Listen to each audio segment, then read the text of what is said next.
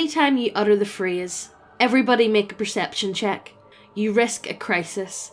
This is metagaming 101, and most gamers are quick to outgrow the disconnect between character's knowledge and player knowledge. However, I can remember a time before my group made that transition. So no shit, there we were. It was a high school game and I was a greedy rogue. I mean, the word rogue was right there at the top of my character sheet. So, QED, I must have been greedy.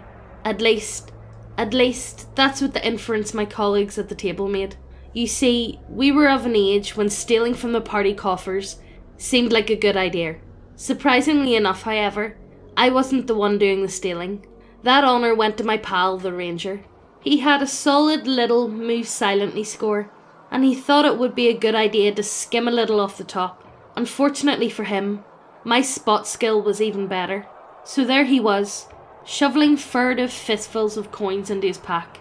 And there I was, lying still within my bedroll, eyes half lidded, as precious gold glinted in the light of our campfire. I was the only one who had made the check to notice, and all eyes were upon me. I make no move. I pretend to sleep. The feeling of disappointment at the table was palpable. My buddies had expected alarms and accusations. Surely a greedy rogue wouldn't stand for this sort of thing. But I bided my time and waited for the next night. As expected, the Ranger returned to the scene of the crime. Once more he rooted around within the loot chests during his watch. This time taking one of the pearls we'd plucked from the river troll's hoard. And once again, I was the only one capable of beating his move silently check. I make no move, I said. I pretend to sleep. But inwardly I grinned. That's because everything was going to plan. You see, I was a greedy rogue, but I was also a smart one. I had plans to gather evidence against this inexpert burglar. I would present him with the proof of his wrongdoing, and so make him my cat paws.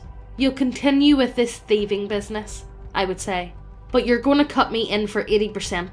Otherwise, I'm afraid, I'll have to present to the good Sir Smitesbury with certain proofs of your duplicity, and we both know how he loves to make an example of criminals. It was deliciously in character. It would be a masterstroke of skullduggery. It wasn't meant to be. Hold on, said our DM. I don't think you understand what's going on here. He's stealing from the party's treasury. From you? Yeah, said Sir Smitesby.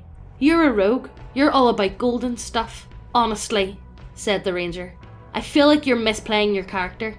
Remember, folks, we were in high school. We had like 3 sessions of experience between us. And being an extremely mature teenager, I blew up at my friends and told them exactly how wrong and dumb they were. I believe we proceeded to kill some goblins and then not play together again for the rest of the semester. And if that seems like an unsatisfying anecdote to you, then you might understand how I felt playing through it. We all grow up one session at a time. I understand now, many years later, that it's tough to sit on your own hands and watch another player decide to do nothing with a perfectly good plot hook. If you ever heard tales of do-nothing players deciding not to warn the team that they spotted an oncoming dragon, discovered an important clue, or overheard a critical NPC conversation, then you know how frustrating it can be. So yeah, don't steal from the party. But equally important is the corollary, frigging do stuff. I love the game I'm running right now, and I've become great friends with all my players. But, like an unplanned pregnancy, its existence and my responsibility for it were thrust upon me due to circumstances out of my control. Cast list. Me, a humble player turned DM. Goth Aasimar, big nerd and a long-time veteran of the RPG world, who constantly talked about running games in different settings but never followed through. Weeb Aasimar, her partner and my best friend from college. We got along because we had opposite personalities. They were the crazy ones, and I was the stern, judgmental one.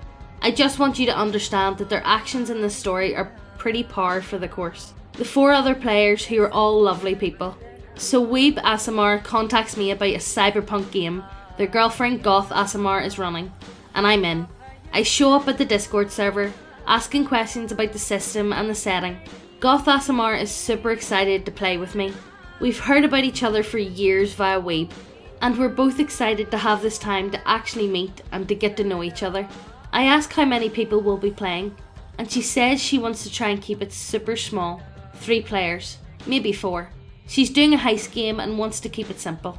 However, ᴡᴇᴛʰ grows increasingly stressed out as more and more people show up. Acquaintances I hadn't spoken to in years popped up in the chat. It turns out that ᴡᴇᴛʰ, trying to be helpful, had invited everyone they knew to be in this game. In the end, there's a total of 7 players. Goth was not prepared for a game that big. She's starting to freak out a little, and Weeb, again trying to be helpful, starts demanding that people leave the game. People who they invited, their friends and mine. Weeb singles out the people they think are less cool and says, 3 of you will need to leave the game. Name, name, and name. Sorry. You can imagine being invited to a party and then being told that they actually don't want you there.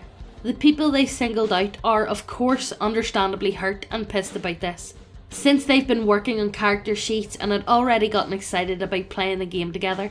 I volunteered to leave instead, but Weeb says that no, the whole point of the game was for me to play with them.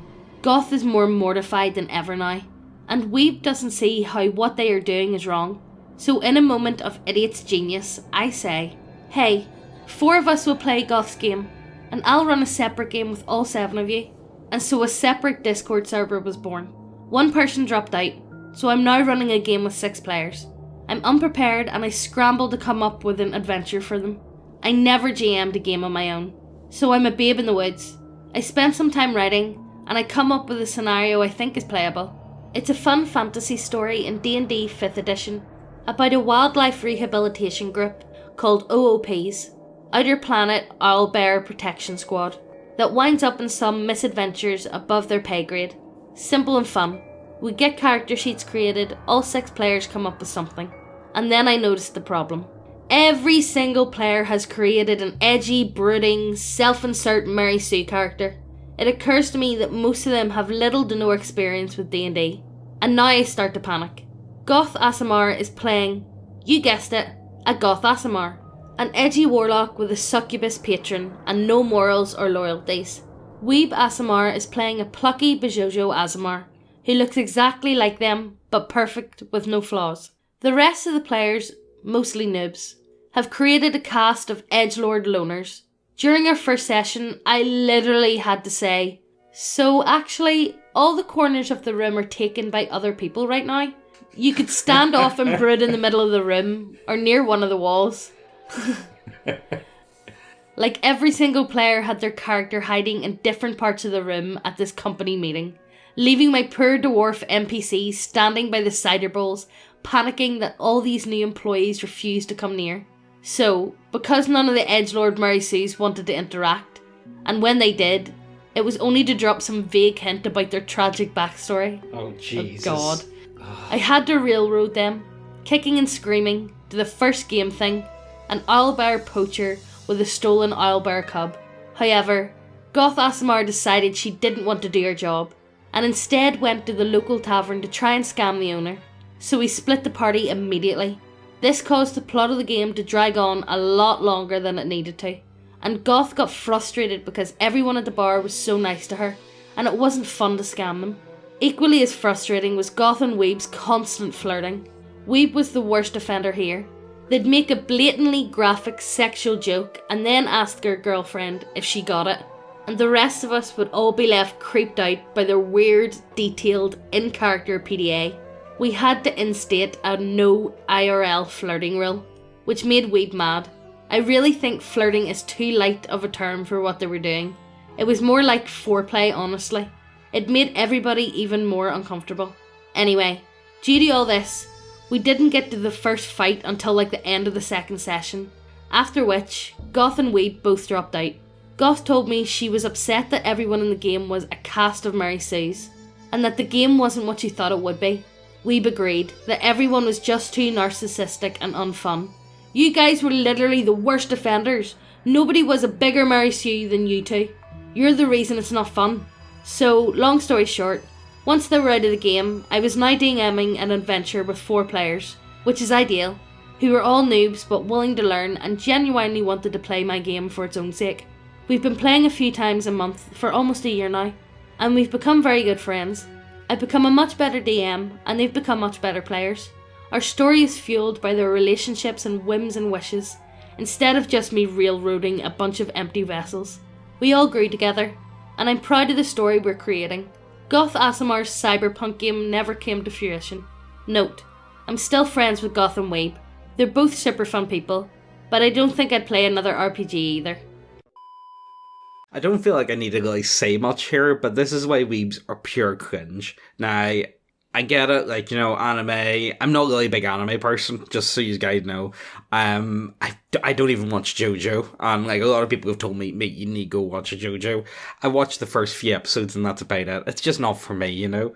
But it takes next level. Like, you know, there's a difference between enjoying anime and being a fucking weeb, you know, and I don't think I need to tell you guys about it, just how cancerous weebs are, you know, and I'm speaking from a pure neckbeard perspective here, you know, if even the neckbeards look down on the weebs, oh, Jesus. Look, anyway, as always, look, just comment, let us know what you thought down below. I enjoyed this here wee horror story one and the first one. I thought it was pretty good, the idea of like blackmail. I thought it was pretty cool. But like, let us know what you thought down below. Remember, comment, like, subscribe, all that other good stuff. Check out the second channel, and I'll see you in the next video.